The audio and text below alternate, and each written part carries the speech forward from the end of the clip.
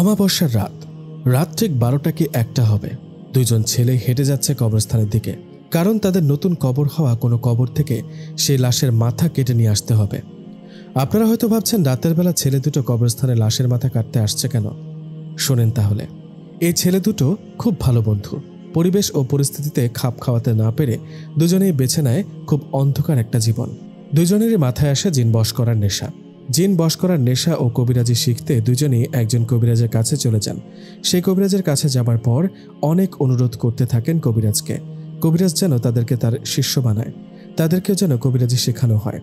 ছেলে দুটোর অনেক অনুরোধে কবিরাজ তাদেরকে কবিরাজি শিখাতে রাজি হন, কিন্তু খুব কঠিন শর্ত তাদের দেয়া হয়। 3টা শর্তের মধ্যে প্রথম যে শর্ত ছিল সেটাই হলো অমাবস্যার রাতে কোনো এক কবরস্থান থেকে লাশের মাথা কেটে এনে কবিরাজকে দিতে হবে। কবিরাজের দেয়া প্রথম শর্ত পালন করতে অমাবস্যার রাতে কবরস্থানের দিকে এগিয়ে যাচ্ছে এই দুই বন্ধু। এদের একজনের নাম শাহাদাত, আরেকজনের নাম জয়নাল। অমাবস্যার রাত, গ্রামের রাস্তা একদম ফাঁকা, একদম গা ছমছমে পরিবেশ। শাহাদাত ও জয়নাল দুজনে হেঁটে চলেছে কবরস্থানের দিকে। এরা দুইজন যখন হেঁটে কবরস্থানের পাশে চলে আসে, ঠিক তখনই পেছন থেকে একটা আওয়াজ ভেসে আসে, এখান থেকে চলে যা, বাঁচতে চাইলে চলে যা। পেছন থেকে এমন আওয়াজ পেয়ে শাহাদাত ও জয়নাল দুজনেই পেছনে ঘুরে তাকায়, কিন্তু পেছনে তো কেউ নেই। তাহলে আওয়াজটা আসলো কোথা থেকে? পেছনে কাউকে না দেখে দুজনেই কবরস্থানের কাছে চলে আসে ও দেওয়াল টপকে কবরস্থানের ভেতরে প্রবেশ করে। কবরস্থানে ঢুকে দুজনেই খুঁজতে থাকে নতুন কবর, মানে কয়েকদিনের মধ্যে যারা মারা গেছে এমন একটা কবর। এমন একটা কবর দুজনে খুঁজতে থাকে। খুঁজতে খুঁজতে একসময় তারা নতুন একটা কবর পেয়ে যায়। নতুন কবরটা পাওয়ায় শাহাদাত ও জয়নাল কবর থেকে মাটি সরাতে থাকে। এদিকে মাঝে মধ্যে এদিক সেদিক তাকিয়ে দেখে কেউ আসছে কিনা। যাই হোক, কবরের মাটি সরাতে সরাতে একসময় বাঁশ বের করে আর বাঁশগুলো সরাতেই দুজন দেখতে পায় কবরে একটা লাশ রাখা, একজন বৃদ্ধের লাশ। লাশটা দেখে জয়নাল শাহাদাতকে বলে, এই শাহাদাত, যা দা নিয়ে আয় আর লাশের মাথাটা কেটে নিয়ে আয়। জয়নালের কথায় শাহাদাত বলে, আমার তো ভয় করছে রে, তুই নাম কবরে আর মাথাটা কেটে নিয়ে আয়। শাহাদাতের কথায় জয়নাল রাগ করে বলে, ভয় নিয়ে কাজ করলে কি কবিরাজি শেখানো যাবে? দে হাতিয়ারটা আমাকে দে, আমি লাশের মাথাটা কেড়ে নিয়ে আসি। তুই উপরে থেকে দেখ কেউ আসে কিনা। কথাটা বলে জয়নাল নেমে যায় কবরের ভেতরে। জয়নাল যখন কবরে নামে, উপর থেকে শাহাদাত তখন দেখতে পান 4 থেকে 5টা শিয়াল ওদের দিকে এগিয়ে আসছে। এই দেখে শাহাদাত বলে, জয়নাল, জয়নাল, ওই দেখ আমাদের দিকে কয়েকটা শিয়াল এগিয়ে আসছে। ওদিকে কবরের ভেতর থেকে জয়নাল বললেন, চুপ করে থাকতো, শিয়াল আবার এমন কি, একটা লাঠি দিয়ে ভয় দেখা, পালিয়ে যাবে। জয়নালের কথায় শাহাদাত চুপ করে ওই শিয়ালগুলোর দিকে তাকিয়ে আছে। এদিকে শিয়ালগুলো আস্তে আস্তে কিছুটা কাছে আসায় শাহাদাত দেখলেন শিয়ালগুলো সাধারণ শিয়ালের থেকে অনেক বড়। শিয়ালগুলোর চোখ আগুনের মতো জ্বলজ্বল করছে, দাঁতগুলো অনেক বড় বড় ও ছোচালো। এমন অদ্ভুত রকমের শিয়াল দেখে শাহাদাত ভয়ে জয়নালকে বলে, জয়নাল, একবার উপরে তাকা, আমার মনে হয় এগুলো সাধারণ কোনো শিয়াল না রে। শাহাদাতের কথায় জয়নাল কবর থেকে উপরে তাকিয়েও ও নিজে দেখে বুঝতে পারে আসলেই এগুলো সাধারণ কোনো শিয়াল না। বিষয়টা বুঝতে পেরে জয়নাল বলেন, শাহাদাত, কি করব? জয়নালের কথায় শাহাদাত বললেন, চল পালাতে হবে, আগে জীবন বাঁচায়। কথাটা বলে দুজনেই পালাতে যাবে, তখন শুরু হয় ভয়ঙ্কর একটা ঘটনা। পালানোর জন্য জয়নাল কবর থেকে উঠতে যাবে, তখনই কবরের ভেতর থেকে কে যেন জয়নালের পা টেনে ধরে। জয়নালের পা টেনে ধরায় জয়নাল ভয়ে চিৎকার করতে থাকে। জয়নালের এমন অবস্থায় ওপর থেকে শাহাদাত জয়নালের হাত ধরে টানতে থাকে। কবরের ভেতরে থাকা অবয়বটা জয়নালের পা কোনোভাবে ছাড়ছে না। এদিকে উপরে ওই হিংস্র ভয়ঙ্কর শিয়ালগুলো এগিয়ে আসতে থাকে তাদের দিকে। এমন অবস্থায় উপরে থাকা শাহাদাত জয়নালের হাত ধরে শরীরের সমস্ত শক্তি দিয়ে টানতে থাকে। জয়নালও কবর থেকে ওঠার জন্য শরীরের সমস্ত শক্তি প্রয়োগ করে। এমন অবস্থায় কবরের ভেতরে থাকা অবয়বটা জয়নালের পা ছেড়ে দেয়। জয়নাল কবর থেকে এক লাফে উপরে ওঠে। জয়নাল উপরে ওঠায় শাহাদাত ও জয়নাল সেখান থেকে এক দৌড় দেন। ওদিকে তাদের পেছনে দৌড়াতে থাকে সেই ভয়ঙ্কর শিয়ালগুলো। শিয়ালগুলো পেছনে দৌড়াচ্ছে আর ভয়ঙ্কর রকমের আওয়াজ করছে, মনে হচ্ছে শাহাদাত ও জয়নালকে পেলে ছিঁড়ে ছিঁড়ে খাবে। এদিকে প্রাণের ভয় দৌড়ে চলেছে দুজনেই। দৌড়াতে দৌড়াতে দুজনে বাড়ির কাছে আসতে দেখতে পেল পেছনে শিয়ালগুলো হঠাৎ করে কোথায় যেন চলে গেল। শিয়ালগুলো আর পিছু করছে না। শিয়ালগুলোকে দেখতে না পেয়ে জয়নাল ও শাহাদাত একজন আরেকজনকে বলতে থাকে, বেঁচে গেলাম রে, শিয়ালগুলো কি ভয়ঙ্কর ছিল, ওগুলো শিয়াল না অন্য কিছু কে জানে। জয়নাল বলল, আচ্ছা এসব চিন্তা বাদ দে, যা এখন বাড়িতে যা, অনেক রাত হয়েছে, কালকে কথা বলবো। জয়নালের কথায় শাহাদাত বাড়িতে চলে গেল। জয়নালও এদিকে বাড়িতে চলে গেল। রাতের কথা মতো পরের দিন দুজনেই দেখা করলেন। দুজনে দেখা হতে শাহাদাত বললেন, জয়নাল এখন কি করবি? আমরা তো গত রাতে কবরস্থানে গিয়ে লাশের মাথা কেটে নিয়ে আসতে পারিনি। আমরা যে ব্যর্থ হয়েছি এটা যদি কবিরাজ জানে তাহলে তো আমাদের কোনো দিনই কবিরাজি শেখাবেন না, আমাদের স্বপ্নও তো পূরণ হবে না। জয়নাল বলল, ঠিক বলেছিস, তাই দেরিতে হলেও আমাদের কবিরাজ কথা মতো কাজ করতে হবে। শাহাদাত বলল, মানে কি করবো তাহলে? কি করবো মানে? গত রাতে ব্যর্থ হয়েছি তাতে কি? আজ রাতে আবার যাব কোনো একটা লাশের মাথা কেটে নিয়ে আসতে? কি বলিস? কালকে রাতে যা হলো তারপরও আজকে যাব? জয়নাল বলল, কাল ঘটনা ঘটেছে বলে কি আজও ঘটবে নাকি? আজকে অন্য একটা কবরস্থানে যাব। শাহাদাত বলল, ভয় লাগছে। তবু ঠিক আছে, আমি রাজি। কখন যাব বল? রাত 12টার পর। দুই বন্ধু কথা শেষে যে যার বাড়িতে চলে গেল। এদিকে দিন পেরিয়ে রাত আসলো। ঘড়িতে রাত 12টা। কথা মতো দুই বন্ধু বেরিয়ে পড়ল একটা কবরস্থানের দিকে। গত রাতের মতো আজ আর গ্রামের কবরস্থানে না গিয়ে পাশের গ্রামের একটা কবরস্থানে চলে গেলেন দুজনেই। নিশিরাত ভয় করছে। ভয়ে ভয়ে দুজনে ঢুকে পড়ল কবরস্থানে। সেখানে গিয়ে খুঁজতে লাগলো নতুন কবর। আজ আর বেশিক্ষণ খুঁজতে হলো না। শুরুতে একটা নতুন কবর পেয়ে গেল। নতুন কবর দেখে দুজনে সেটা থেকে মাটি সরাতে লাগলো। দুজনে যখন মাটি সরাচ্ছে তখন বাতাসে একটা আওয়াজ ভেসে আসলো। মনে হচ্ছে কেউ ফিসফিস করে বলছে, চলে যা, চলে যা, বাঁচবি না, পালা এখান থেকে। আওয়াজটা পেয়ে দুজনে আশেপাশে ঘুরে দেখলেন, কিন্তু কাউকে দেখতে পেল না। কাউকে দেখতে না পেয়ে দুজনে আবারও মাটি সরাতে লাগলো। মাটি সরাতে সরাতে একসময় কবরে থাকা লাশটিকে দেখতে পেল। এটা একটা মহিলার লাশ। লাশটাকে দেখে জয়নাল বলল, শাহাদাত উপরে থাক, আজকে যাই হোক আমি লাশের মাথা না কেটে উপরে উঠব না। কথাটা বলে কবরে নেমে পড়লেন জয়নাল। আর কথা মতো কিছুক্ষণের মধ্যেই কবরে থাকা লাশের মাথা কেটে উপরে উঠে আসলো জয়নাল। গত রাতের মতো আজ আর কোনো শেয়াল বা কবর থেকে পা টেনে ধরা এরকম কোনো ঘটনা ঘটল না। ভয়ঙ্কর ঘটনা ঘটল তখন যখন শাহাদাত ও জয়নাল লাশের মাথা কেটে আবারও ওই কবরটাতে মাটি দিয়ে সেখান থেকে আসতে যাবে, তখনই একটা আওয়াজ ভেসে আসে। কেউ একটা ভয়ানক কণ্ঠে বলে, কিরে, কোথায় যাচ্ছিস আমার মাথাটা নিয়ে? কথাটা শুনে দুজনেই ভীষণ ভয়ে ভয়ে এদিক সেদিক তাকাতে থাকে। শরীর কাঁপতে থাকে দুজনের। আওয়াজটা কোথা থেকে আসছে? কে বলছে? সামনে তো কাউকে দেখতে পাচ্ছি না। এমন অবস্থায় দুজনে খেয়াল করেন খুব ভয়ঙ্কর একটা দৃশ্য। দুজনে দেখেন ভয়ঙ্কর রূপে কথা বলছে সেটা আর কেউ না, তাদের সাথে থাকা কাঁটা মাথাটা। এটা কিভাবে হতে পারে? কাঁটা মাথা কিভাবে কথা বলছে? এই দৃশ্য দেখে জয়নালের হাতে থাকা কাঁটা মাথাটা ছুঁড়ে ফেলেন মাটিতে। মাটিতে ছুঁড়ে ফেলে দুজন পালাতে যাবে, ঠিক তখনই ঘটে আরেকটা ভয়ের ঘটনা। দুজনে পালাতে যাবে তখনই তাদের সামনে এসে দাঁড়িয়ে পড়ে মাথা ছাড়া একটা অবয়ব। এটা কি দেখলাম? মাথাবিহীন শরীর কিভাবে দাঁড়িয়ে আছে, কিভাবে হাঁটছে? এই দৃশ্য দেখে শাহাদাত সেখানে জ্ঞান হারিয়ে পড়ে যায়। শাহাদাত জ্ঞান হারিয়ে পড়ার সামনে থাকা সেই মাথাবিহীন অবয়বটা জয়নালের দিকে এগিয়ে আসতে শুরু করলো। ঠিক তখনই শাহাদাতের মতো জয়নালও জ্ঞান হারিয়ে মাটিতে পড়ে গেল। এদিকে সকালবেলা আশেপাশের লোকেরা দুজনকে জ্ঞান ফেরান।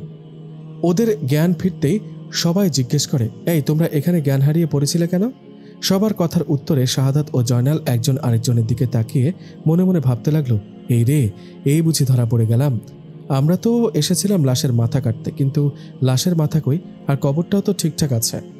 জয়নাল ও শাহাদাত চুপ করে থাকায় সবাই আবারও বলে, কি হলো, কথার জবাব দিচ্ছ না কেন? তোমরা কোনো চোর নও তো, আবার চুরি করতে আসছো নাকি? সবার কথার জবাবে জয়নাল বুদ্ধি করে বলেন, আরে না, আমরা চোর না, আসলে আমরা দুজনেই কাল রাতে বাজার থেকে ফিরছিলাম। হঠাৎ আমরা ভয়ঙ্কর একটা জিন দেখতে পাই আর দৌড় দিয়ে এসে এই কবরস্থানে ঢুকে পড়ি আর ভয়ে জ্ঞান হারিয়ে ফেলি। জয়নালের কথায় সবাই অবাক হলেও বিশ্বাস করে, কারণ কবরস্থানে সব ঠিকঠাক ছিল, কোনো কিছু তো চুরি যায়নি। কোনো কিছু চুরি না হওয়ায় সবাই বলে, আচ্ছা ঠিক আছে, তোমরা বাড়ি চলে যাও, আর রাত করে কোথাও যেও না। সবার কথা শুনে জয়নাল ও শাহাদাত সেখান থেকে বাড়ির দিকে রওনা করলো। বাড়ির দিকে আসতে আসতে জয়নাল শাহাদাতকে বলল, বড় বাঁচা বেঁচে গেলাম রে। সবাই যদি বুঝে ফেলতো আমরা কবরস্থানে গিয়েছিলাম লাশের মাথা আনতে, তাহলে সবাই আমাদের পিটিয়ে মেরে ফেলতো। শাহাদাত বলল, তা ঠিক বলেছিস, কিন্তু একটা জিনিস বুঝলাম না, কবরস্থানে সব কিছু ঠিকঠাক হলো কি করে? আমরা যে কবরটা খুললাম, লাশের মাথা কাটলাম, এগুলোর ব্যাপারে তো কেউ কিছুই বুঝলো না। জয়নাল বলল, আমিও বুঝতে পারছি না আসলে রাতে ঘটনাটা ঘটলো কি। আমি এরকম ভয়ঙ্কর জিনিস কখনো দেখিনি। কাটা মাথাটা কিভাবে কথা বলল, আর মাথা ছাড়া শরীরটাও বা কিভাবে আমাদের সামনে এসে দাঁড়ালো? শাহাদাত বলল, সেটা তো আমারও প্রশ্ন। আর বলিস না, আমি যে মারা যায়নি এটাই অনেক। এরকম ভয়ঙ্কর জিন কখনো দেখিনি, আর দেখার ইচ্ছাও নেই। জয়নাল বলল, সেটাই তো, কি করবো এখন? সব বাদ তাহলে? শাহাদাত বলল, বাদ মানে? এসবের নাম আর মুখে নিবি না। আমাদের কবিরাজি শেখার শখ মিটে গেছে, আমরা আর এসব কিছু শিখতে চাই না। হ্যাঁ, ঠিক বলেছিস, এগুলো কঠিন কাজ। মরতে মরতে বেঁচে গেছি। আচ্ছা, বাড়ি এসে পড়েছি, তুই যা বাড়িতে, আমিও বাড়িতে যাই, কালকে আবার দেখা হবে। কথাটা বলে দুই বন্ধু যে যার বাড়িতে চলে গেল। দুজনে বাড়িতে যাবার পর ভাবছিল, সমস্যা বুঝি সেখানেই শেষ, আর কোনো সমস্যা হবে না মনে হয়। কিন্তু না, দুজনের ধারণা ভুল করে সে রাতে দুজনের সাথে ভয়ঙ্কর রকমের একটা ঘটনা ঘটে। সে রাতে শাহাদাত নিজের রুমে ঘুমিয়েছিল। হঠাৎ শাহাদাতের ঘুম ভেঙে যায় একটা ফিসফিস আওয়াজে। মনে হচ্ছে কেউ কানের কাছে এসে ভয়ঙ্কর কণ্ঠে বলছে, কিরে, আমার মাথা কাটলি কেন? আমার মাথা আমাকে ফিরিয়ে দে। কথাটা শুনে চমকে ওঠে। নিজের বিছানায় উঠে বসলেন শাহাদাত। এদিকে বিছানায় বসে রুমের লাইটটা জ্বালিয়ে পুরো রুমে ভালো করে দেখলেন, কিন্তু কাউকে দেখতে পেলেন না। কাউকে দেখতে না পেয়ে শাহাদাত আবারও যেই না রুমের লাইট অফ করছে, ঠিক তখনই শাহাদাত দেখেন তার রুমে দাঁড়িয়ে আছে মাথা কাটা সেই শরীরটা। মাথাবিহীন শরীর দেখে শাহাদাত চিৎকার দিতে যাবে, ঠিক তখনই সেই মুহূর্তে অবয়বটা শাহাদাতের পা টেনে ধরে টানতে টানতে নিয়ে যেতে লাগলো কবরস্থানের দিকে। এমন অবস্থায় শাহাদাত চিৎকার করতে লাগলো। শাহাদাতের চিৎকারে ওর বাড়ির লোকেরা বের হন আর বাইরে গিয়ে দেখেন শাহাদাত জ্ঞান হারিয়ে মাটিতে পড়ে আছে। শাহাদাতের এমন অবস্থায় ওকে সবাই ধরাধরি করে রুমে নিয়ে আসে। রুমে নিয়ে আসার পর সে রাতে ওর আর জ্ঞান ফেরেনি। শাহাদাতের জ্ঞান ফেরে সকালে শাহাদাতের জ্ঞান ফিরতেই ও অবাক করা একটা ঘটনা শোনেন। হঠাৎ শোনেন ওর বন্ধু জয়নালও নাকি রাতে ভয়ঙ্করভাবে চিৎকার করেন, আর ওকে নাকি জ্ঞান হারানো অবস্থায় খুঁজে পান একটা গাছের ওপরে। এটা কি হতে পারে? দুজনে একই রাতে ভয় পাওয়ার কারণটা কি? দুজনে ভালো বন্ধু, দুজনের সাথে ভয়ঙ্কর ঘটনা ঘটায় সবাই ওদেরকে ধরে বসে। সবাই ওদের জিজ্ঞেস করে ঘটনা কি। সবার কথার জবাবে দুজনে সব ঘটনা খুলে বলে। শাহাদাত ও জয়নালের মুখে পুরো ঘটনা শোনার পর সবাই অনেক রাগারাগি করে। সবাই বলে, তোমরা কেন এরকম একটা পাপ কাজ করতে গেলে? দুজনকে অনেক বকাঝকা করার পর জয়নাল ও শাহাদাতকে একজন কবিরাজের কাছে নিয়ে গিয়ে ঝাড়ফুঁক দিয়ে নিয়ে আসা হয়। কবিরাজের কাছে ঝাড়ফুঁক দিয়ে নিয়ে আসার পর 2 দিন কোনো সমস্যা হয়নি। 3 দিনের বেলা খুব ভয়ঙ্কর একটা ঘটনা ঘটে। 3 দিনের দিন রাতের বেলা হঠাৎ করে জয়নালকে তার রুমে পাওয়া যায় না। ওকে রুমে না পেয়ে ওর মা বাবা ভাবতে থাকে হয়তো বাইরে কোথাও গেছে। কিন্তু বেশ কিছুক্ষণ অপেক্ষা করার পর যখন দেখা গেল জয়নাল রুমে আসছে না, তখন ওর মা বাবা চিন্তা করেন জয়নাল হয়তো শাহাদাতের বাড়িতে গেছে। এই ভেবে জয়নালের বাবা শাহাদাতের বাড়িতে যাবেন, ঠিক তখনই উল্টো শাহাদাতের বাবাই ওদের বাড়িতে আসলো। শাহাদাতের বাবাকে দেখে জয়নালের বাবা বললেন, কি ব্যাপার, আপনি এখানে? আমি তো আপনার বাড়িতে যাচ্ছিলাম, জয়নাল রুমে নেই, ও কি আপনাদের বাড়িতে গেছে? শাহাদাতের বাবা বলল, না, ও তো আমার বাড়িতে নেই, উল্টো আমি আপনাদের বাড়িতে দেখতে আসলাম শাহাদাত এখানে আছে কিনা। কি বলেন? তার মানে ওরা দুজনেই নিখোঁজ? দুজনেই বাড়িতে নেই।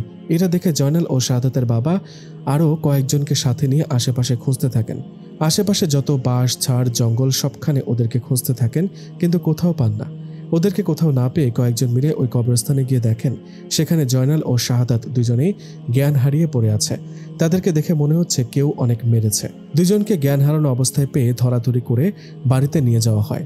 বাড়িতে নিয়ে যাওয়ায় পরের দিন সকালে তাদেরকে জিজ্ঞেস করলে দুজনেই বলে তারা রাতে ঘুমিয়েছিল। মধ্যরাতে তাদের ঘুম ভেঙে যাওয়ায় দেখতে পান সে মাথাবিহীন শরীরটা। ওটাকে দেখে ওরা চিৎকার করতে যাবে, ঠিক তখনই সে ভয়ঙ্কর অভাবটা ওদের পা ধরে টেনে ওই কবরস্থানে নিয়ে যায়। দুজনের সাথে একই রকম ঘটনা ঘটেছে, একই সময়, তাও আলাদা আলাদা।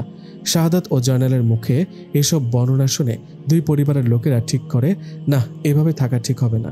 এইভাবে জয়নাল ও শাহাদাতের বাবা দুজনের নাম করা একজন বড় হুজুরকে তাদের বাড়িতে নিয়ে আসে। হুজুরকে নিয়ে এসে শাহাদাত ও জয়নালের সাথে ঘটে যাওয়া সমস্ত ঘটনা খুলে বলে তাদেরকে। সমস্ত ঘটনা শুনে হুজুর জয়নাল ও শাহাদাতকে সামনে বসিয়ে রুকিয়া করেন। হুজুর সে জিনটাকে হাজির করেন। সেই জিনটা শাহাদাত ও জয়নালের সাথে ভয়ঙ্কর ঘটনা ঘটাচ্ছে। যাই হোক, জিনটাকে হাজির করানোর পর সেই জিনটা ভদ্রভাবে হুজুরকে বলেন, আসসালামু আলাইকুম হুজুর, আমাকে কেন ডাকা হলো?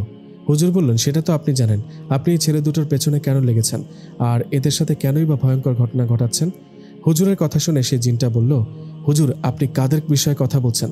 ওরা দুজনে যে পাপ করেছে এটা থেকে ওরা মুক্তি পাবে কিভাবে? কবিরাজি শিখতে গিয়ে কতই না পাপ একটা কাজ করতে গিয়েছিল। হুজুর, আমি একজন মুসলিম জিন, আমি ওই কবরস্থানের পাশেই থাকি অনেক বছর ধরে। আমি যখন প্রথম দিন দেখলাম এরা দুজনেই সেই কবরস্থানের কাছে গেছে লাশের মাথা কেটে নিয়ে আসতে, সেদিন আমি ওদেরকে শেয়াল রূপে ভয় দেখিয়েছি যেন ওরা ভয় পায় আর এমন কাছে না করে, কিন্তু এরা সেটা করল না। এতটা ভয় পাবার পরেও পরের দিন অন্য একটা কবরস্থানে যায়। এদের প্রতি আমি নজর রেখেছিলাম।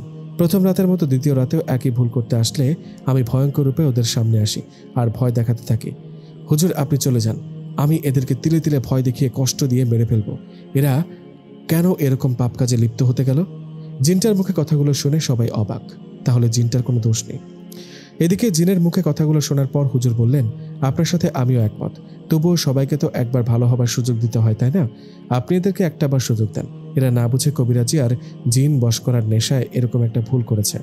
আপনি এদের মাফ করুন আর চলে যান। জিন বলল, হুজুর, আপনি অনেক জ্ঞানী একজন মানুষ। আপনাকে সম্মান করে আপনার কথায় রাজি হলাম। আমি এদের ছেড়ে যাব, কিন্তু এদের তওবা করে ভালো পথে ফিরে আসতে হবে। আর কখনো যদি এরকম কোনো ভুল করতে চায়, কখনো যদি এদের খারাপ উদ্দেশ্যে কবরস্থানে আশেপাশে দেখি, তাহলে ওদের মেরে ফেলব। কথাটা বলে হুজুরকে সালাম দিয়ে জিনটা চলে গেল। জিনটা চলে যাবার পর হুজুর শাহাদাত ও জয়নালকে বললেন, দেখলা তো জিনটা কি বলল? আমি আর নতুন করে কি বলবো, শুধু এটাই বলবো, তওবা করে ভালো পথে ফিরে আসো। এরকম কাজ আর কখনো করতে যাবে না। কথাগুলো বলে হুজুর চলে গেলেন। এদিকে হুজুর চলে যাওয়ার পর জয়নাল ও শাহাদাত ওদের বাড়ির লোকেরাও দুজনকে বোঝালো। ওদের বললেন এসব কাজ যেন আর কখনো না যায়। পরিবারের সবার কথায় জয়নাল ও শাহাদাত এরাও সবাইকে কথা দেন এরা আর কবিরাজি শেখার নেশায় কোনো কবরস্থানে যাবে না, লাশের মাথা কেটে নিয়ে আসতে। তারা এগুলো বিষয়ে আর যাবে না। এগুলো বিষয়ে তওবা করেছেন। এদের কথায় সবাই অনেক খুশি হন। যাই হোক, এইভাবে কয়েকদিন কেটে যায়। এই কয়েকদিনে তাদের সাথে আর কোনো সমস্যা হয় না, সবকিছু স্বাভাবিক হয়ে যায়। সবকিছু স্বাভাবিক হবার পর একদিন জয়নাল ও শাহাদাত জয়নালদের বাড়িতে বসে গল্প করছিল। গল্প করার এক ফাঁকে জয়নালের যে দাদা, উনি সেখানে চলে আসেন।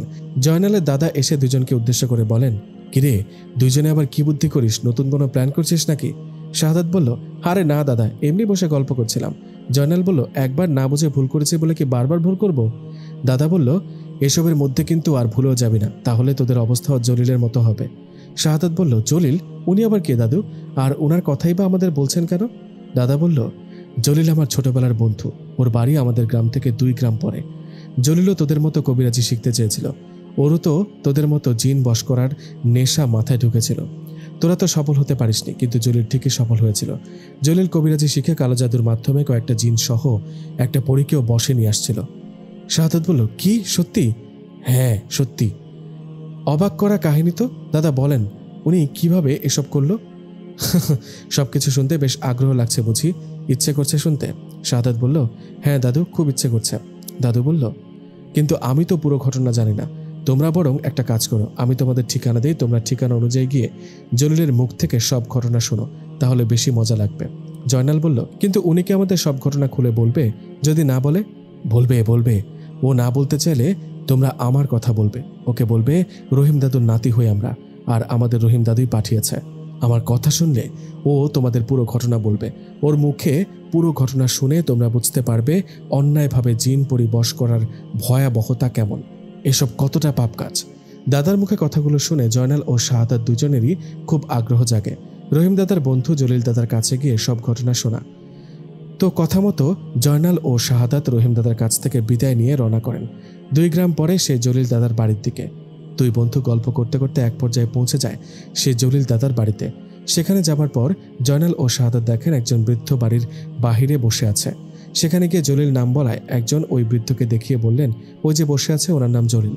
বৃদ্ধ লোকটাকে দেখিয়ে দেওয়ায় জয়নাল ও শাহাদাত দুজনে ওনার কাছে গেলেন।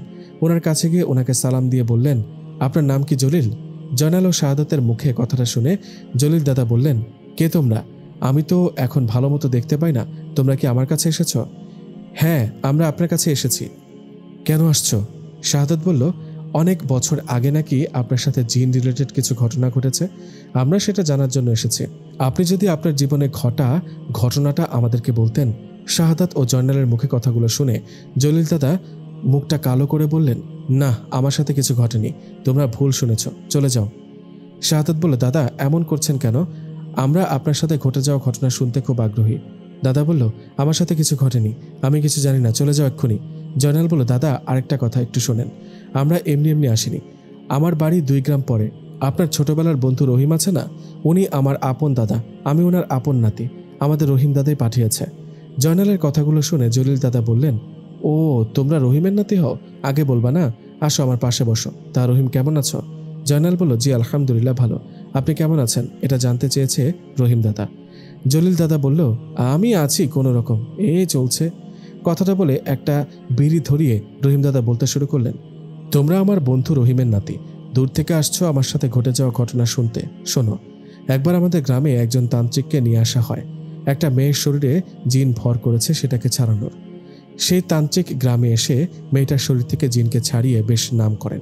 সবাই তান্ত্রিককে জিজ্ঞেস করেন কিভাবে এত সহজে জিন তাড়ান তিনি। সবার কথার জবাবে তান্ত্রিক বলেন, আমার সাথে থাকা জিনের মাধ্যমে আমি এসব করি, ওরাই আমার শক্তি, আমি জিনদের বন্দি করে তাদের দিয়ে কাজ করাই। তান্ত্রিকের মুখে কথাটা শুনে আমার খুব ভালো লাগে। আমারও ইচ্ছে হয় কবিরাজি শিখব আর জিন বশ করে তাদের দিয়ে সব কাজ করাবো। এই ভেবে আমি সবার চোখের আড়ালে সেই তান্ত্রিকের সাথে দেখা করি। জলিল দাদা বললেন, আমি সবার চোখের আড়ালে সেই তান্ত্রিকের সাথে দেখা করি। জয়নাল বলল, তারপর দেখা করে ওনাকে কি বললা? জলিল দাদা বলল, আমি ওনার সাথে দেখা করি আর ওনাকে বলি আমিও কবিরাজি শিখতে চাই, আমাকে যেন তার শিষ্য করে নেন। আমার কথায় সেই তান্ত্রিক প্রথম কথায় না করে নেন। তখন তান্ত্রিক বলেন, এগুলো যার তার কাজ না, এটা একটা ভয়ঙ্কর জগৎ, যে জগতে একটু উল্টো পাল্টা করলে শাস্তি পেতে হয়, মরতে হয় জিনদের কাছে। তান্ত্রিকের কথায় আমি বলি, আমি পারবো, আপনি বলুন আমাকে কি করতে হবে, কি করলে আমি আপনার মতো করে নাম করা তান্ত্রিক হতে পারবো, কি করলে জিনেরা আমার বশে থাকবে। আমার কথায় তান্ত্রিক বললেন, বোকা ছেলে, বলে কি, জিন বশে আনা এত সহজ না, এর জন্য অনেক সাধনা করতে হয়, অনেক শক্তিশালী হতে হবে। তান্ত্রিকের এমন কথায় আমি সাহস নিয়ে বলি, আমি পারবো এগুলা করতে, একবার বলে দেখুন, একবার আমাকে পরীক্ষা করে দেখুন। আমার সাহস দেখে তান্ত্রিক বললেন, ঠিক আছে, তোমাকে আমি কবিরাজি শেখাবো, তোমাকে আমার শিষ্য বানাবো। এর জন্য তোমাকে অনেক সাহসের পরীক্ষা দিতে হবে। তোমাকে 2 রাত পরীক্ষা করব আর কিছু কাজ করতে দিব। প্রথম রাতে তোমাকে যেতে হবে একটা কবরস্থানে, সেখানে গিয়ে নতুন কবর হওয়া একটা কবর থেকে সেই লাশের মাথার চুল আর তার হাতের 2টো আঙুল কেটে নিয়ে আসতে হবে। তান্ত্রিকের কথায় আমি শুরুতে ভয় পেলেও কবিরাজি আর জিন বশ করার নেশায় আমি রাজি হয়ে যাই। তখন সেই তান্ত্রিক আমাকে বলেন, আজ মধ্যরাতে কোনো এক কবরস্থানে গিয়ে একটা কবর থেকে লাশের চুল আর আঙুল কেটে নিয়ে আসতে হবে। কবিরাজ আমাকে এটাও বলেন, শোনো, কবরস্থানে যাবা, তোমার হাতে একটা তাবিজ বেঁধে দিলাম, এতে কোনো সমস্যা হবে না। আর তোমার হাতে এই পানির বোতলটা রাখো, এটা পড়া পানি, যদি কখনো তোমার সাথে ভয়ঙ্কর কিছু ঘটে তখন এই পানিটা সেখানে ছিটিয়ে দেবে। এই বলে তান্ত্রিক আমার হাতে তাবিজটা বেঁধে দেন ও সেই পড়া পানির বোতলটা আমাকে দিয়ে দেন। আমিও খুশি মনে বাড়িতে চলে আসি। শাহাদাত বলল, তারপর কি হলো দাদা, তুমি কি রাতে গিয়েছিলে কবরস্থানে? হ্যাঁ, সে রাতে আমি চলে যাই কবরস্থানে। সেখানে যাবার পর একটা নতুন কবর থেকে লাশের মাথার চুল ও তার 2টো আঙুল কেটে নিয়ে উপরে উঠতে যাব, ঠিক তখনই কবরের ভেতর থেকে একটা কালো হাত আমার পা টেনে ধরে। কালো হাতটা আমার পা টেনে ধরায় আমি প্রাণের ভয়ে উপরে ওঠার অনেক চেষ্টা করি, কিন্তু সেই কালো হাতটা আমার পা যেন কোনোভাবেই ছাড়ছিল না। তখন আমার হঠাৎ তান্ত্রিকের দেয়া সেই পানির কথা মনে পড়ে। আমি সাথে করে নিয়ে আসা তান্ত্রিকের দেয়া পানি কালো হাতটার উপর ছিটিয়ে দিই আর সাথে সাথে কালো হাতটা আমার পা ছেড়ে দেয়। আমার পা ছেড়ে দেওয়ায় আমি একদৌড়ে কবরস্থান থেকে বাইরে বের হয়ে আসি। কবরস্থান থেকে বাড়ির দিকে আসার সময় ভেবেছিলাম আর কোনো সমস্যা হবে না, কিন্তু আমার ধারণা ভুল ছিল। কারণ আমি বাড়ির দিকে আসার সময় আমার সামনে একটা বিড়াল এসে দাঁড়ায়। শুরুতে ওটাকে নর্মাল বিড়াল ভাবলেও বিড়ালটা একটু সামনে আসতেই বুঝলাম এটা সাধারণ কোনো বিড়াল হতে পারে না, কারণ বিড়ালটা ছিল বিশাল বড়, কুকুরের থেকেও এত বড় বিড়াল তো হয় না। বিড়ালটা আমার সামনে রাস্তা আটকিয়ে দাঁড়িয়ে আমার দিকে ভয়ঙ্কর রূপে তাকিয়ে রইলেন। বিড়ালের ভয়ঙ্করভাবে তাকাতে দেখে আমি অনেক ভয় পেলেও মনে সাহস নিয়ে পাশে থাকা একটা লাঠি হাতে নিলাম। লাঠি হাতে নিয়ে বিড়ালটার দিকে একটু এগিয়ে যেতেই সে বিড়ালটা হঠাৎ করে অদৃশ্য হয়ে গেল আমার চোখের সামনে থেকে। জয়নাল বলল, তারপর কি হলো দাদা, বলো। তারপর আমি সেখানে আর এক মুহূর্ত দেরি না করে এক দৌড়ে সে তান্ত্রিকের কাছে আসি। আমি তান্ত্রিকের কাছে আসায় আর সাথে করে লাশের চুল আর আঙুল নিয়ে আসায় তান্ত্রিক অনেক খুশি হন আমার উপর। তান্ত্রিক আমার উপর খুশি হয়ে আমার দ্বিতীয় পরীক্ষার কথা বলেন, তুমি অনেক সাহসী, আমার দেয়া প্রথম কাজ তুমি করেছ, এখন পালা শেষ কাজটা করার। তুমি কাল একটা শ্মশানে যাবা আর সেখানে পুড়ে ফেলা একটা মাথার খুলি আর পায়ের একটা হাড় নিয়ে আসবা। তান্ত্রিক বললেন, শ্মশানে গিয়ে মাথার খুলি ও পায়ের হাড় নিয়ে আসতে হবে। তারপর কি হলো, তুমি কি গিয়েছিলে শ্মশানে? হ্যাঁ, গিয়েছিলাম। তান্ত্রিকের কথা মতো আমি রাত 12টার পর রওনা করি শ্মশানের দিকে। আমি যখন শ্মশানের দিকে যাচ্ছিলাম তখন পেছন থেকে অনেক আওয়াজ শুনতে পেয়েছিলাম। আমার নাম ধরে কেউ ডাকত, কান্না করত, হাসাহাসি করত, কিন্তু আমি জানতাম এগুলো সব মায়া। আমি পেছনে না তাকিয়ে সোজা চলে গেলাম শ্মশানে। সেখানে যাবার পর আমার শরীরের লোম দাঁড়িয়ে গেল। জায়গাটা কেমন যেন গা ছমছমে পরিবেশ। আমি ওখানে গিয়ে শ্মশানের এক সাইডে দেখলাম কিছু হাড় গোড় ও একটা মাথার খুলি পড়ে আছে। এত সহজে এসব পাবো ভাবতে পারিনি। আমি সেগুলো পাবার পর ওখান থেকে মাথার খুলিটা আমার সাথে করে নিয়ে যাওয়ার জন্য ব্যাগের মধ্যে ভরলাম। আর হাড়গুলোর মধ্যে বড় হাড়টা, যেটা দেখে মনে হয় এটা পায়ের হাড়, সেই হাড়টা নিয়ে যেই না পেছনে ঘুরতে যাব, তখনই দেখি আমার সামনে কালো কুচকুচে একটা ভয়ঙ্কর অবয়ব দাঁড়িয়ে আছে। অবয়বটার চোখগুলো আগুনের মতো জ্বলজ্বল করছিল। হঠাৎ করে এমন ভয়ঙ্কর অবয়ব দেখার পর আমি যে কেন জ্ঞান হারাইনি কে জানে। এমন অবস্থায় কি করবো বুঝতে পারছি না। ওদিকে সামনে থাকা কালো কুচকুচে অবয়বটা দূর থেকে তার হাতটা লম্বা করে আমার দিকে বাড়িয়ে দিতে থাকেন। ভয়ে তখন জান বেরিয়ে যাওয়ার অবস্থা আমার। আমি এমন অবস্থা দেখে তান্ত্রিকের দেওয়া পানি সেই অবয়বটার হাতে ছিটিয়ে দেওয়ায় হঠাৎ করে অবয়বটা অদৃশ্য হয়ে গেল। অবয়বটা আমার সামনে থেকে অদৃশ্য হয়ে যাওয়ায় আমি সেখানে আর এক মুহূর্ত দেরি না করে এক দৌড় দিই। পেছন থেকে তখন ভেসে আসছিল ভয়ঙ্কর রকমের কান্নার আওয়াজ। আমি এসবের তোয়াক্কা না করে মাথার খুলি আর পায়ের হাড় নিয়ে চলে আসি তান্ত্রিকের কাছে। আমি এগুলো নিয়ে তান্ত্রিকের কাছে আসায় উনি ভীষণ খুশি হন আর আমাকে বলেন, শাবাশ, তুমি আসলেই খুব সাহসী, তুমি পারবা একজন বড় কবিরাজ হতে। তান্ত্রিক আমাকে এটাও বলেন, আমি তোমার সাহস পরীক্ষা করতে আমার সাথে থাকা জিনকে দিয়ে তোমাকে ভয় দেখিয়েছি। তুমি কবরস্থানে বা শ্মশানে যে ভয়ঙ্কর অবয়ব দেখেছ, ওরা আমার সাথে থাকা জিন। তুমি পরীক্ষা পাশ করেছ। আমি তোমার কবিরাজি শেখাবো, আমার যত জ্ঞান আছে সব শেখাবো তোমাকে, কিন্তু এই সবের অপব্যবহার করবে না, কখনো কখনো অন্যায়ভাবে কোনো জিন বা মানুষের ক্ষতি করবে না। এই বলে তার পরের দিন থেকে সেই তান্ত্রিক আমাকে আস্তে আস্তে সব শেখাতে থাকেন। এভাবে কেটে যায় 6টি মাস। এই 6 মাসে আমি সেই তান্ত্রিকের কাছে সব শিখে ফেলেছি। তান্ত্রিকের মতো আমিও একটা দুইটা করে জিন পরি ধরার রোগী দেখতে থাকি। আস্তে আস্তে আমাকে সবাই জলিল কবিরাজ বলে ডাকতে থাকে। এমনই আমি একদিন একটা জিনে ধরা রোগী দেখতে চাই, কিন্তু আমি ব্যর্থ হয়ে ফিরে আসি, কারণ আমার থেকে ওই রোগীর শরীরে থাকা জিনটা শক্তিশালী ছিল। আমি ব্যর্থ হয়ে খুব রাগ হচ্ছিল। আমি রাগের মাথায় আমার ওস্তাদ তান্ত্রিকের কাছে যাই। ওনার কাছে গিয়ে বলি, আমি একটা রোগী দেখতে গিয়ে ব্যর্থ হয়েছি, হেরে গেছি জিনটার কাছে। আমার কথায় তান্ত্রিক বলেন, হারে পাগল, তুমি কি সব রোগের সমস্যার সমাধান করতে পারবে নাকি? আর সব জিন তো সমান না, সবার শক্তিও তো সমান না। তান্ত্রিকের কথায় আমি ওনাকে বলি, আমার আরও শক্তি চাই, পাওয়ার চাই, আমাকে আরও শক্তিশালী বানান, আরও শেখান। আমার কথা শুনে তান্ত্রিক অবাক হয়ে বলল, কি, তোমার আরও শক্তি চাই, আরও পাওয়ার চাই? মানে বুঝেন না, আমি আরও শক্তিশালী কবিরাজ হতে চাই। কোনো জিন যেন আমার থেকে শক্তিশালী হতে না পারে। দেখো বাপু, বেশি ক্ষমতার লোভ ভালো না। তারপরও তোমার যেহেতু বড় মাপের কবিরাজ হবার এতই শখ, তাহলে তুমি আমার যিনি গুরু, আমার শিক্ষক, তুমি ওই তান্ত্রিকের সাথে দেখা করো আর ওনার কাছে শিক্ষা নিতে থাকো। আমার যা জানা ছিল সব তোমাকে শিখিয়ে দিয়েছি। তুমি কাল ওনার সাথে দেখা করো, ওনাকে আমার কথা বলো, উনি তোমাকে ওনার শিষ্য করে নেবেন আশা করি। শাহাদাত বলল, তারপর কি হলো দাদা, তুমি কি গিয়েছিলে বড় তান্ত্রিকের কাছে? জলিল দাদা বলল, হ্যাঁ গিয়েছিলাম। আমার প্রথম শিক্ষক প্রথম তান্ত্রিকের কাছ থেকে তার যে গুরুতান্ত্রিক আছে তার ঠিকানা নিয়ে পরের দিন তার কাছে গিয়েছিলাম। আমি বড় তান্ত্রিকের কাছে যাওয়ার পর ওনাকে সব ঘটনা খুলে বলি। আমার কথায় সে তান্ত্রিক বলেন, তুমি খুব সাহসী একটা ছেলে মানুষ, কিন্তু আমার শিষ্য হলে আমার কাছে কাজ শিখতে চাইলে মৃত্যু ঝুঁকি আছে, একটু কম বেশি হলে মরতে হবে শক্তিশালী জিনের কাছে। আমি সে বড় তান্ত্রিকের কথায় ভয়ে না পেয়ে উল্টো এক কথায় রাজি হই। এরপর থেকে চলতে থাকে আমার কঠিন থেকে কঠিন শিক্ষা। কখনো শ্মশানে, কখনো বা গহীন জঙ্গলে একা একা সাধনা করে জিনকে হাজির করতে হতো, ওদেরকে খুশি করতে হতো। এভাবে চলতে থাকে আমার কাজ। আমি শক্তিশালী কবিরাজ হওয়ার নেশায় কখন যে ঢুকে পড়ি অন্ধকার পাপের জগতে সেটা বুঝতেও পারিনি। আমি কালো জাদু থেকে শুরু করে সব রকমের কাজ করতে শুরু করি। এভাবে আমি পৌঁছে যাই কবিরাজের চরম পর্যায়ে। আমি নামকরা কবিরাজ হয়ে যাই। আমার এত শক্তি ছিল যে কোনো জিন পরীকে মুহূর্তেই বন্দি করতে পারতাম। এভাবে গ্রামে ও দূর দূরান্তে ছড়িয়ে গেল আমার নাম। আমি কালো জাদু থেকে শুরু করে সব রকম কাজ করতাম। আমার কাছে বন্দি ছিল কয়েকটা জিন, আমি ওদের দিয়ে কাজ করাতাম। এভাবে যখন চলতে শুরু করলো, তখন আমার প্রথম শিক্ষক, যে তান্ত্রিকের কাছে আমি প্রথম সব কিছু শিখেছি, সেই তান্ত্রিক আমাকে কবিরাজি শিখিয়েছিল, তিনি আমার সাথে দেখা করেন। উনি আমার সাথে দেখা করে আমাকে বললেন, জলিল, তুমি কি করছো এসব? আমি কি এসবের জন্য তোমাকে কবিরাজি শিখিয়েছি? তান্ত্রিক ওস্তাদের কাছে কথাটা শুনে ওনাকে বললাম, কি করেছি আমি? তান্ত্রিক বলল, তুমি কবিরাজির চরম পর্যায়ে চলে গেছো, অন্ধ হয়ে গেছো। কালো জাদু থেকে শুরু করে কি করো না তুমি বলো? এখনো সময় আছে, এগুলো থেকে ফিরে আসো।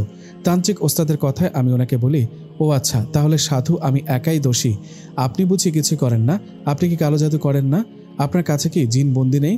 আগে নিজে ভালো হন, তারপর আমাকে দোষ দিতে আসবেন। আমি এখন বড় মাপের কবিরাজ বলে সবাই আমার কাছে আসে, আপনার কাছে যায় না, তাই এসব আমাকে বলছেন। আমি তো বুঝি, তাই না? তান্ত্রিক ওস্তাদ বলল, জলিল সাবধানে কথা বলো, তুমি ভুলে যেও না আমি তোমার ওস্তাদ। এভাবে তান্ত্রিকের সাথে আমি তর্কে জড়িয়ে পড়ি। এক সময় দুজনের মাঝে ঝগড়ার পর্যায়ে চলে যায়। দুজনে ঝগড়ার পর্যায়ে চলে যাওয়ায় ওস্তাদ তান্ত্রিক আমাকে বলেন, ঠিক আছে, বড় বার বেড়ে গেছিস তাই না, তোকে আমি দেখে নিব। কথাটা বলে রেগে চলে যান আমার ওস্তাদ তান্ত্রিক। উনি চলে যাবার 3 দিন পর আমি বুঝতে পারি আমার ওপর উনি কালো জাদু করেছে। আমার সব ক্ষমতা শেষ করার জন্য উঠে পড়ে লেগেছে। আমার সাথে খারাপ কিছু হচ্ছে বুঝতে পেরে আমিও উল্টো আমার ওস্তাদ তান্ত্রিকের ওপর কালো জাদু করি। আমিও ওনার সব শক্তি কেড়ে নেওয়ার জন্য সাধনা করতে থাকি। উনি আমার প্রথম ওস্তাদ তান্ত্রিক, ওনার কাছে আমি প্রথমে শিক্ষা নিলেও এখন ওনার থেকে অনেক বেশি শক্তিশালী, তাই তান্ত্রিক আমার কিছুই করতে পারেননি। উল্টো আমি তান্ত্রিকের অনেক বড় ক্ষতি করেছি। ওনার কাছে যত জিনকে বন্দি করে রেখেছিল উনি সবগুলোকে আমি মুক্ত করে দিই। ওনার কাছে থাকা জিনগুলো মুক্ত হয়ে ওনার ওপরে রাগের বশে ওনার দুটো পা অচল করে দিয়ে চলে যায়। কাহিনী এখানে থেমে থাকেনি। ওস্তাদ তান্ত্রিককে হারিয়ে দেবার পর উনি বড় তান্ত্রিকের কাছে যান। ওনার কাছে গিয়ে আমার নামে বিচার দেওয়ায় বড় ওস্তাদ তান্ত্রিক আমার কাছে আসেন। এসে বলেন, জলিল এসব কি শুনছি? নিজের শিক্ষক ওস্তাদের সাথে ঝামেলা জড়িয়ে পড়লে ওনার সব শক্তি ক্ষমতা শেষ করে দিলে। বড় তান্ত্রিকের কথা আমি বললাম, আমি তো ইচ্ছে করে কিছু করিনি, উনি আমাকে আগে কালো জাদু করায় আমি ওনাকে জবাব দিয়েছি, এতে আমার দোষ হবে কেন? উনি কেন আমার উপর কালো জাদু করতে গেল? উনি আমাকে কালো জাদু না করলে আমিও ওনার ক্ষতি করতাম না। আমার কথায় বড় তান্ত্রিক বললেন, তবুও নিজের ওস্তাদকে বোঝাতা, আমাকে জানাতা। ওনার কথা জবাবে রেগে গিয়ে বললাম, সবটা কি আমারই দোষ? ওনার কি কোনো দোষ নেই? আপনি ওনার হয়ে আমাকে কথা শোনাচ্ছেন কেন? কিছু হাদিয়া পেয়েছেন নাকি ওনার কাছ থেকে?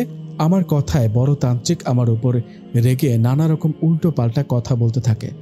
এনার সাথেও শুরু হয় আমার তর্ক ঝগড়া, এক পর্যায়ে মারামারি। সাধারণ মানুষেরা ঝগড়া হলে সেটা তাদের মধ্যে সীমাবদ্ধ থাকে, কিন্তু তান্ত্রিকের ঝগড়া মারামারি লাগলে সেটা আর তাদের মধ্যে সীমাবদ্ধ থাকে না। তাদের সাথে যুদ্ধে যুক্ত হয় জিনেরা যুদ্ধে ইচ্ছে করে না জড়ালেও তাদের বাধ্য করা হয়। বড় তান্ত্রিক ও আমার মাঝে ঠিক সেটাই হয়েছে। ওনার সাথে আমার মারামারি হওয়ায় ওনার সাথে থাকা জিনেরা ও আমার সাথে থাকা জিনদের যুদ্ধ লেগে যায়। সেই যুদ্ধে আমি দুটো জিনকে হারালেও যুদ্ধে জয়লাভ করি। আমি বড় তান্ত্রিককে হারিয়ে দিই ও তার সাথে থাকা সকল জিনকে মুক্ত করে দিই। যুদ্ধ করে দুজন তান্ত্রিককে হারানোর ফলে এলাকায় আমার নাম ডাক বেড়ে যায়। সবাই জিন ভূত রিলেটেড কোনো সমস্যায় পড়লে সোজা আমার কাছে আসতো। এভাবে চলতে থাকে দিন। এক রাতে আমার হঠাৎ মনে পড়ে, আচ্ছা আমি তো আমার শক্তি প্রয়োগ করে অনেক জিনকে আমার কাছে বন্দি করে তাদের দিয়ে কাজ করাই, কিন্তু আমার কাছে তো কোনো পরী নেই। আমি একটা পরী চাই, একটা পরীকে বন্দি করতে চাই। জলিল দাদার কাছে কথাগুলো মনোযোগ দিয়ে শুনছেন শাহাদাত ও জয়নাল। পরীর কথা শোনার পর শাহাদাত বললেন, তারপর কি করলা দাদা? তুমি কি পরীকে বশ করতে পেরেছ? তোমার কাছে বন্দি করেছ? হ্যাঁ করেছি। আমি পরী বন্দি করার জন্য উঠে পড়ে লাগি। আমার শক্তি প্রয়োগ করে সাধনা করে জোরপূর্বক একটা পরীকে আমার কাছে বন্দি করি। সেই পরীকে বন্দি করার পর পরী আমাকে অনেক অনুরোধ করে ছেড়ে দিতে, কিন্তু আমি পরীর কোনো কথা না শুনে অন্য জিনদের মতো পরীকে দিয়েও কাজ করাতে থাকি। এভাবে চলতে থাকে সময়। একদিন আমার কাছে একজন লোক আসে। উনি আমার কাছে এসে বলে ওনার মেয়েকে জেনে ধরেছে। আমার আগে অনেক কবিরাজকে দেখালেও কোনো আশার আলো দেখতে পাননি। কোনো কবিরাজই নাকি সেই জিনটাকে মেয়েটার শরীর থেকে ছাড়াতে পারেনি। লোকটার কথায় আমি ওনাকে বলি, আমি আপনার বাড়িতে যাব, আপনার মেয়ের শরীর থেকে সেই জিনটাকে তাড়াবো। এর বিনিময়ে মোটা অঙ্কের টাকা আমাকে দিতে হবে। আমার কথায় সেই লোকটা রাজি হয়ে যায়। আমিও শর্ত মোতাবেক ওনার বাড়িতে গিয়ে ওনার মেয়ের শরীরে ভর করা সেই জিনটাকে হাজির করি। আমি আমার কবিরাজি জীবনে সহজে কখনো হারিনি। আমি নিজেকে এতটা শক্তিশালী করেছি যে কখনো ভাবিনি কোনো জিন আমাকে হারাতে পারে। আমি লোকটার মেয়ের শরীরে জিনটাকে হাজির করার সাথে সাথে সেই জিনটা কোনো কথা না বলে আমার বুকে প্রচণ্ডভাবে আঘাত করে। জিনটার আঘাতে আমি মাটিতে পড়ে যাই।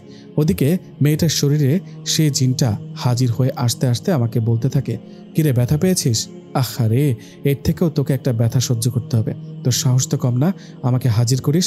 জিনের কথা আমি ভয় না পেয়ে উঠে দাঁড়াই আর জিনটাকে বলি, কাকে ভয় দেখাচ্ছিস? আমাকে ভয় দেখানোর আগে আমার বিষয়ে একটু খোঁজ নিয়ে দেখ। আমি যেমন তেমন কবিরাজ না রে, তোকে ভালোই ভালো একটা কথা বলি, এই মেয়েটার শরীর থেকে চিরতরে ছেড়ে যা, নইলে কঠিন শাস্তি দিয়ে মেরে ফেলবো তোকে। আমার কথায় জিনটা হাসতে হাসতে বলে, খুব বড় কবিরাজ হয়েছিস তাই না? কথাটা বলে আমি কিছু না করার আগেই সেই জিনটা আমাকে আবারও প্রচণ্ড জোরে আঘাত করলো। জিনটা আমাকে এত জোরে আঘাত করলো যে আমি আঘাতের ফলে সেখানে জ্ঞান হারিয়ে ফেলি। আমার যখন জ্ঞান ফেরে তখন আমি ওই লোকটাকে বলি, আমি বুকে প্রচণ্ড আঘাত পাওয়ার কারণে বুকে অনেকটা ব্যথা হচ্ছে, আমি আজকে আসি, সুস্থ হলে আপনার বাড়িতে আবার আসবো আপনার মেয়ের চিকিৎসা করাতে। কথাটা বলে বাড়িতে চলে আসি আমি। এর ঠিক পরের দিন থেকে সেই জিনটা আমার পেছনে লাগে। আমি আমার সমস্ত শক্তি দিয়েও ওর কিচ্ছু করতে পারিনি। আমার সাথে থাকা জিন পরি ওদেরকে বিষয়টা জানালে ওরা বলে ওদের থেকে ওই জিন খুবই শক্তিশালী, এরা সবাই ওই জিনটার কিছুই করতে পারবে না।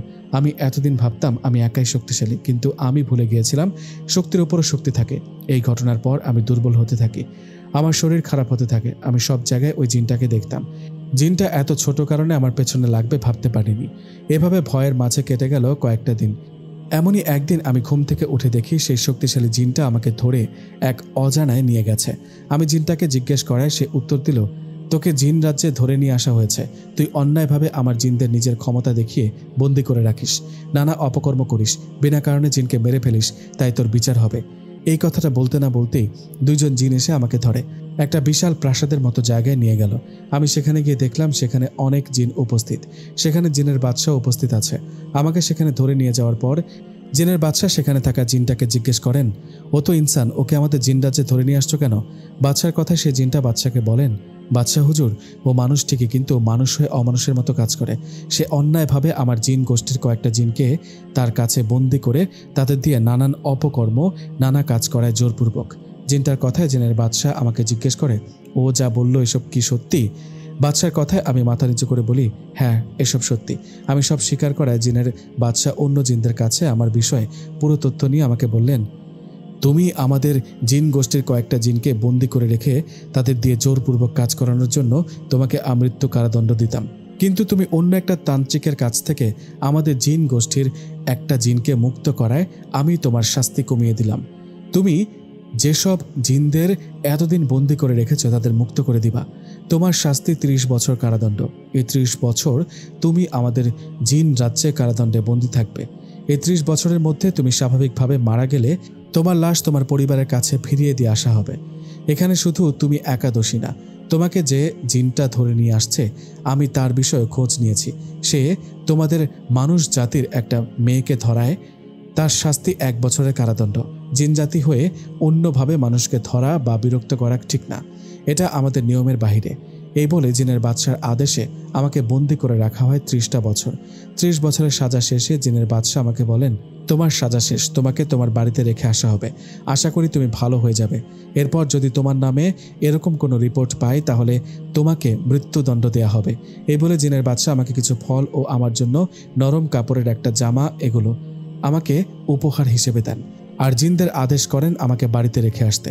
বাদশার আদেশে আমাকে বাড়িতে রেখে আসা হয়। আমি বাড়িতে আসার সাথে সাথে আমার মা সহ আশেপাশের অনেকেই অবাক। আমি 30 বছর পর বাড়িতে ফিরছি। আমাকে দেখতে গ্রামের মানুষ আমার বাড়িতে ভিড় জমিয়েছে। এদিকে আমাকে ফিরে পেয়ে আমার কান্নায় ভেঙে পড়েছে। 30 বছর আমি কোথায় ছিলাম এটা সবারই প্রশ্ন, কিন্তু আমি সবাইকে মিথ্যা বলেছিলাম। সবাইকে বলেছিলাম আমি কবিরাজি সাধনা করতে গহীন জঙ্গলে গিয়েছিলাম এই 30 বছর। পরে অবশ্য অনেককে সত্যিটা বলেছিলাম। যাই হোক, আমাকে দেখতে আসা সবাইকে এটাও বলি, আজকের পর থেকে আমি কবিরাজি ছেড়ে দিলাম। আজকের পর আমার কাছে কেউ আসবেন না জিনপুরি রিলেটেড কোনো সমস্যার জন্য। আমি এসব নিয়ে তওবা করলাম। আমার দ্বারা কারো কোনো ক্ষতি হলে আমাকে মাফ করবেন। এরপর থেকে আমি কবিরাজি ছেড়ে দেই। ক্ষমতা ও জিনপরি বন্দি করার নেশায় অন্ধকারে ডুবে গিয়েছিলাম। আমি ওসব থেকে তওবা করছি। আমার মতো ভুল কেউ করবেন না। জলিল দাদার মুখে পুরো ঘটনা শুনে শাহাদাত ও জয়নাল দুজনেই অবাক। তারা দুজনেও যে জলিল দাদার মতো ভুল করতে বসেছিল। যাই হোক, দাদার মুখে ওনার সাথে ঘটে যাওয়া সব ঘটনা শোনার পর জয়নাল বলেন, দাদা, আপনার সাথে ঘটে যাওয়া ঘটনা অনেকের কাছে শিক্ষা হয়ে থাকবে। আজ তাহলে আসি, একটু পর সন্ধ্যা হয়ে আসবে। আপনি সময় করে আসবেন আমাদের বাড়িতে। জলিল দাদা বললেন, তোরাও ভালো থাকিস, তোর দাদাকে বলিস সময় করে আমার সাথে দেখা করে যেতে। জলিল দাদার কথায় ওনার কাছ থেকে বিদায় নিয়ে বাড়ির দিকে রওনা করলেন জয়নাল ও শাহাদাত। বাড়ির দিকে আস্তে আস্তে দুজনেই বলাবলি করছিল, এরকম তাহলে ঘটনা হয়। সত্যি জলিল দাদার ঘটনাটা মন ছুঁয়ে যাওয়ার মতো। এসব বলতে বলতে দুজনেই বাড়িতে চলে গেলেন। জয়নাল ও শাহাদাতের কাছে জলিল দাদার ঘটনাটা খুব ভালো লেগেছে। আপনাদের কাছে জলিল দাদার ঘটনাটা কেমন লেগেছে জানাবেন কমেন্টে। সামনে নতুন গল্প নিয়ে হাজির হব আপনাদের সামনে। ততক্ষণ পর্যন্ত ভালো থাকবেন, সুস্থ থাকবেন। আসসালামু আলাইকুম ওয়া রাহমাতুল্লাহ।